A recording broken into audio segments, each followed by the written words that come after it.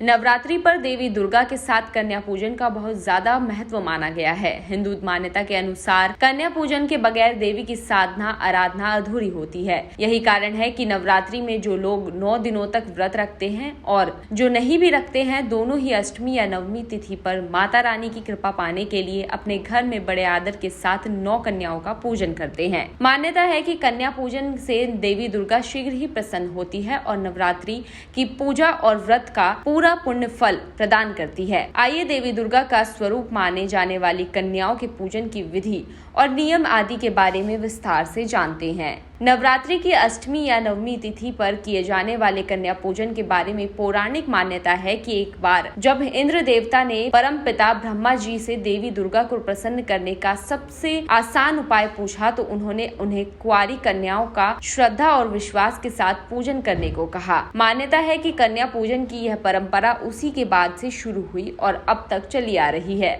नवरात्रि की अष्टमी या नवमी के दिन पूजी जाने वाली 2 साल की कन्या कुमारी, 3 साल की कन्या त्रिमूर्ति, 4 साल की कन्या कल्याणी, 5 साल की कन्या माँ कालका, 6 साल की कन्या चंडिका, 7 साल की कन्या शंभवी, 8 साल की कन्या देवी दुर्गा, 9 साल की कन्या देवी सुभद्रा और 10 साल की कन्या रोहिणी का स्वरूप होती है, जिनकी पूजा से साधक को सभी सुख प्राप्त होते हैं और उस पर पूरे साल मां भगवती की कृपा बनी रहती है। नवरात्रि में कन्या पूजन के लिए सबसे पहले उन्हें आदर पूर्वक घर बुलाएं। उनके घर में प्रवेश करने पर उनके पैर धोएं और फिर आसन देकर उन्हें बिठाएं। फिर उनके पैर में आलता लगाएं। इसके बाद देवी स्वरूप कन्याओं का रोली, चंदन, पुष्प आदि से पूजा करें और उन्हें खाने के लिए पूरी, सब्जी, हलवा आदि खाने के लिए दें। इसके बाद जब भोजन कर लें तो उनके हाथ धुलवाएं और उन्हें अपने सामर्थ्य के अनुसार उपहार और दक्षिणा दें। जब कन्या आपके यहाँ भोग ग्रहण कर लें तो आप उनके पैर छुएं और उन्हें थोड़ा सा हल्दी मिला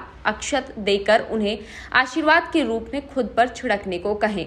इसके बाद उन्हें सम्मान स्वरूप विदा करें। मान्यता है कि इस उपाय को करने पर साधक के यहाँ पूरे साल धन धान्य भरा रहता है और कभी भी घर में दुख दुर्भाग्य प्रवेश नहीं करता।